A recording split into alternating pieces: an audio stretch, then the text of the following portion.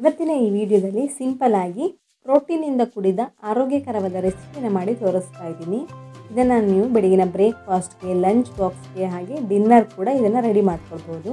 ಹಾಗೆ ಡಯಟ್ ಮಾಡೋರು ಕೂಡ ಈ ರೆಸಿಪಿಯನ್ನ ಟ್ರೈ ಮಾಡಬಹುದು. ಹಾಗಾದ್ರೆ ಬನ್ನಿ ಈ ರೆಸಿಪಿಯನ್ನ ಹೇಗೆ ಮಾಡೋದು ಹಾಗೆ ಇದಕ್ಕೆ ಏನೆಲ್ಲ ಸಾಮಗ್ರಿಗಳನ್ನು ನಾನು ಉಪಯೋಗಿಸ್ತಾ ಇದ್ದೀನಿ ಅಂತ ನೋಡ್ಕೊಂಡು ಬರೋಣ. ಹಲೋ ಫ್ರೆಂಡ್ಸ್, ನಮಸ್ತೆ. ಶ್ರೀ ಮ್ಯಾಜಿಕ್ ಕಿಚನ್‌ಗೆ ಸುಸ್ವಾಗತ.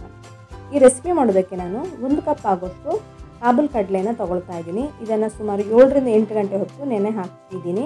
ಹಾಕಿಬಿಟ್ಟು ಇದರಲ್ಲಿರುವಂತಹ ನೀರನ್ನು ತೆಗೆದು ಒಂದ್ಸಲ ವಾಶ್ ಮಾಡಿಕೊಂಡು ಆ ಕಾಬೂಲ್ ಕಡಲೆನ ಮಾತ್ರ ಮಿಕ್ಸಿ ಜಾರ್ಗೆ ಹಾಕ್ಕೊಳ್ತಾ ಇದ್ದೀನಿ. ಇದ್ರ ಜೊತೆಗೆ ಹಸಿಮೆಣಸಿನಕಾಯಿನ ಹಾಕ್ಕೊಂಡಿದ್ದೀನಿ ಒಂದು, ಹಾಗೆ ಒಂದು 7 ರಿಂದ 8 ಬೆಳ್ಳುಳ್ಳಿ, ಹಾಗೆ 1 ಇಂಚಷ್ಟು ಶುಂಠಿ ಕೂಡ ಇದಕ್ಕೆ ಸೇರಿಸ್ಕೊಂಡಿದ್ದೀನಿ. ಹಾಗೆ ಅರ್ಧ ಕ್ಯಾರೆಟನ್ನು ಕಟ್ ಮಾಡಿಬಿಟ್ಟು ಹಾಕ್ಕೊಂಡಿದ್ದೀನಿ. ಸ್ವಲ್ಪ ನೀರನ್ನು ಸೇರಿಸ್ಕೊಂಡು ಇದನ್ನು ಚೆನ್ನಾಗಿ ಗ್ರೈಂಡ್ ಮಾಡ್ಕೊಳ್ತಾ ಇದ್ದೀನಿ. ಆದಷ್ಟು ನುಣ್ಣಗೆ ಇದನ್ನು ಗ್ರೈಂಡ್ ಮಾಡ್ಕೊಳ್ಬೇಕಾಗತ್ತೆ. ಕಾಣಿಸ್ತಿರ್ಬೋದು, ಇದನ್ನು ಈಗ ನಾನು ಗ್ರೈಂಡ್ ಮಾಡ್ಕೊಂಡಿದ್ದೀನಿ. ಆದಷ್ಟು ನುಣ್ಣಗೆ ಇದನ್ನು ಗ್ರೈಂಡ್ ಮಾಡ್ಕೊಂಡು ಇಟ್ಕೊಂಡಿದ್ದೀನಿ. ಇದನ್ನೀಗ ಒಂದು ಪಾತ್ರೆಗೆ ಸೇರಿಸ್ಕೊಳ್ತಾ ಇದ್ದೀನಿ.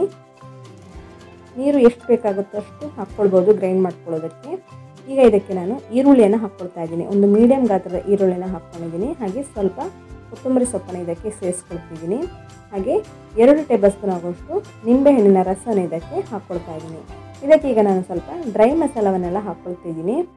ಈಗ ನಾನು 1/4 ಟೇಬಲ್ ಸ್ಪೂನ್ ಆಗೋಷ್ಟು ಗರಂ ಮಸಾಲ ಪುಡಿಯನ್ನು ಹಾಕ್ಕೊಂಡಿದ್ದೀನಿ. ಹಾಗೆ 1/4 ಟೇಬಲ್ ಸ್ಪೂನ್ ಆಗೋಷ್ಟು ಧನಿಯಾ ಪುಡಿಯನ್ನು ಇದಕ್ಕೆ ಹಾಕ್ಕೊಂಡೆ. ಹಾಗೆ ಒಂದು 1/4 ಟೇಬಲ್ ಸ್ಪೂನ್ ಆಗೋಷ್ಟು ಜೀರಿಗೆ ಪುಡಿಯನ್ನು ಕೂಡ ಇದಕ್ಕೆ ಸೇರಿಸ್ಕೊಳ್ತಾ ಇದ್ದೀನಿ. ಹಾಗೆ 1/4 ಟೇಬಲ್ ಸ್ಪೂನ್ ಆಗೋಷ್ಟು ಅರಿಶಿನ, 2 ಚಿಟಿಕೆ ಆಗೋಷ್ಟು ಇಂಗನ್ನು ಕೂಡ ಇದಕ್ಕೆ ಹಾಕ್ಕೊಂಡಿದ್ದೀನಿ. ಹಾಗೆ ರುಚಿಗೆ ತಕ್ಕಷ್ಟು ಉಪ್ಪನ್ನು ಇದಕ್ಕೆ ಸೇರಿಸ್ಕೊಂಡಿದ್ದೀನಿ. ಇದಕ್ಕೀಗ ನಾನು ಸುಮಾರು 3 ರಿಂದ 4 ಟೇಬಲ್ ಸ್ಪೂನ್ ಆಗೋಷ್ಟು ರವೆನ ಹಾಕ್ಕೊಳ್ತಾ ಇದ್ದೀನಿ. ನಾನಿಲ್ಲಿ ಬಾಂಬೆ ರವೆನ ಸೇರಿಸ್ಕೊಂಡಿರೋದು. ಬೈಂಡಿಂಗ್ಗೋಸ್ಕರ ನಾನಿಲ್ಲಿ ರವೆನ ಹಾಕ್ಕೊಂಡಿರೋದು. ರವೆ ಬದಲಿಗೆ ನೀವು ಅಕ್ಕಿ ಹಿಟ್ಟನ್ನು ಕೂಡ ಹಾಕ್ಕೊಳ್ಬೋದು. ಇವಿಷ್ಟನ್ನು ಹಾಕಿಬಿಟ್ಟು ಚೆನ್ನಾಗಿ ಮಿಕ್ಸ್ ಮಾಡ್ಕೊಳ್ಳಿ. ಈ ಕಾಬೂಲ್ ಕಡಲೆನ ತಿನ್ನೋದ್ರಿಂದ ಕೆಲವರಿಗೆಲ್ಲ ಗ್ಯಾಸ್ಟ್ರಿಕ್ ಸಮಸ್ಯೆ ಆಗ್ಬೋದು. ಅದಕ್ಕೋಸ್ಕರ ನಾನಿಲ್ಲಿ ಬೆಳ್ಳುಳ್ಳಿ, ಶುಂಠಿ ಹಾಗೆ ಇಂಗನ್ನೆಲ್ಲ ಸೇರಿಸ್ಕೊಂಡು ರೆಡಿ ಮಾಡ್ಕೊಂಡಿದ್ದೀನಿ ಈ ಮಿಶ್ರಣವನ್ನು. ಈಗ ಮಿಶ್ರಣ ಕೂಡ ರೆಡಿಯಾಗಿದೆ. ಇದಕ್ಕೆ ಸ್ವಲ್ಪ ನೀರನ್ನು ಹಾಕ್ಕೊಳ್ಬೇಕಾಗತ್ತೆ, ಯಾಕೆಂದರೆ ತುಂಬಾ ಗಟ್ಟಿಯಾಗಿದೆ. ಮಿಕ್ಸಿ ಜಾರನ್ನು ತೊಳೆದಂತಹ ನೀರನ್ನು ಕೂಡ ಇದಕ್ಕೆ ಸೇರಿಸ್ಕೊಳ್ತಾ ಇದ್ದೀನಿ. ತುಂಬ ನೀರು ಮಾಡ್ಕೊಳ್ಬೇಡಿ, ಹಾಗೆ ತುಂಬ ಗಟ್ಟಿಯಾಗಿಯೂ ಬೇಯಕ್ಕಾಗಿಲ್ಲ. ಇಡ್ಲಿ ಹಿಟ್ಟಿನ ಕನ್ಸಿಸ್ಟೆನ್ಸಿಯಾಗಿ ರೆಡಿ ಮಾಡಿಕೊಂಡ್ರೆ ಕರೆಕ್ಟಾಗಿ ಆಗುತ್ತೆ. ಇದೀಗ ರೆಡಿಯಾಗಿದೆ.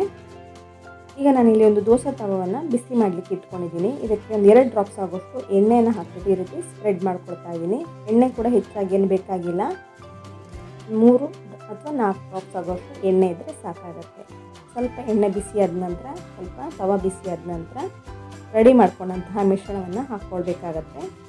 1 ಅಥವಾ 1.5 ಸೌಟ್ ಆಗೋಷ್ಟು ಮಿಶ್ರಣವನ್ನು ಸೇರಿಸ್ಕೊಂಡು ಈ ರೀತಿ ಸ್ಪ್ರೆಡ್ ಮಾಡ್ಕೊಳ್ಳಿ. ಈ ರೀತಿ ರೊಟ್ಟಿ ಥರ ಆಗುತ್ತೆ ಇದು. ಇದನ್ನು ನೀವು ರೊಟ್ಟಿ ಅಂತಲೂ ಹೇಳ್ಬೋದು ಅಥವಾ ದೋಸೆ ಅಂತಲೂ ಹೇಳ್ಕೊಳ್ಬೋದು. ಸ್ವಲ್ಪ ಗಟ್ಟಿಯಾಗಿರೋದ್ರಿಂದ ದೋಸೆ ಥರ ಸ್ಪ್ರೆಡ್ ಮಾಡೋಕ್ಕಾಗಲ್ಲ, ಬಟ್ ಒಂದು ಸ್ವಲ್ಪ ಸ್ಪ್ರೆಡ್ ಮಾಡಿಕೊಂಡು ರೆಡಿ ಮಾಡ್ಕೊಳ್ಬೋದು ಇದನ್ನು ರೊಟ್ಟಿ ಥರ.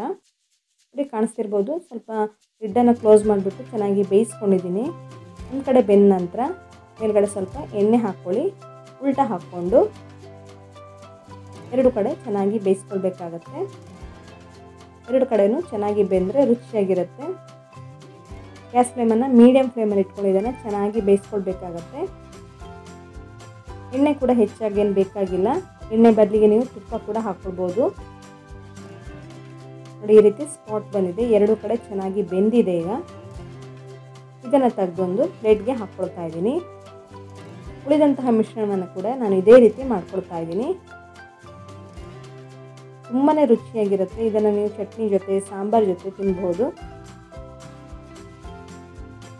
ಆರೋಗ್ಯಕ್ಕೂ ಕೂಡ ಬಹಳನೇ ಒಳ್ಳೆಯದು.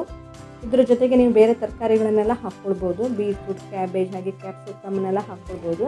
ಸ್ವಲ್ಪ ಪಾಲಕ್ ಸೊಪ್ಪಿದ್ರೆ ಅದನ್ನು ಕೂಡ ಸೇರಿಸ್ಕೊಳ್ಬೋದು. ತುಂಬಾ ಸಿಂಪಲ್ಲಾಗಿ ಕ್ವಿಕ್ಕಾಗಿ ಬ್ರೇಕ್ಫಾಸ್ಟನ್ನು ರೆಡಿ ಮಾಡ್ಕೊಳ್ಬೋದು. ಇದಕ್ಕೆ ಯಾವುದೇ ರೀತಿಯ ಸೋಡಾ ಅಥವಾ ಏನು ಬಳಸಿಲ್ಲ. ತುಂಬಾ ಸಾಫ್ಟಾಗಿ ಬಂದಿದೆ, ಕಾಣಿಸ್ತಿರ್ಬೋದು. ಬೆಳಗಿನ ಗಡಿಬಿಡಿಗೆ ಈ ರೀತಿಯ ಹೆಲ್ದಿಯಾಗಿರೋಂಥ ಬ್ರೇಕ್ಫಾಸ್ಟನ್ನು ಮಾಡಿಕೊಟ್ರೆ ಎಲ್ಲರಿಗೂ ಇಷ್ಟ ಆಗುತ್ತೆ. ಒಂದ್ಸಲ ಇದನ್ನು ಟ್ರೈ ಮಾಡಿಬಿಟ್ಟು ಹೇಗಿದೆ ಅಂತ ನನಗೆ ಕಮೆಂಟ್ ಮಾಡಿಬಿಟ್ಟು ಹೇಳಿ. ಫ್ರೆಂಡ್ಸ್, ನೀವೇನು ಶ್ರೀ ಮ್ಯಾಜಿಕ್ ಕಿಚನನ್ನು ಸಬ್ಸ್ಕ್ರೈಬ್ ಆಗಿಲ್ಲ ಅಂದರೆ ಸಬ್ಸ್ಕ್ರೈಬ್ ಮಾಡ್ಕೊಳ್ಳಿ. ಹಾಗೆ ಪಕ್ಕದಲ್ಲಿರುವಂತಹ ಬೆಲ್ ಐಕನನ್ನು ಪ್ರೆಸ್ ಮಾಡಿ, ಲೈಕ್ ಮಾಡಿ, ಶೇರ್ ಮಾಡಿ, ಹಾಗೆ ಕಮೆಂಟ್ ಮಾಡೋದಕ್ಕೂ ಮರಿಬೇಡಿ. ಧನ್ಯವಾದಗಳು.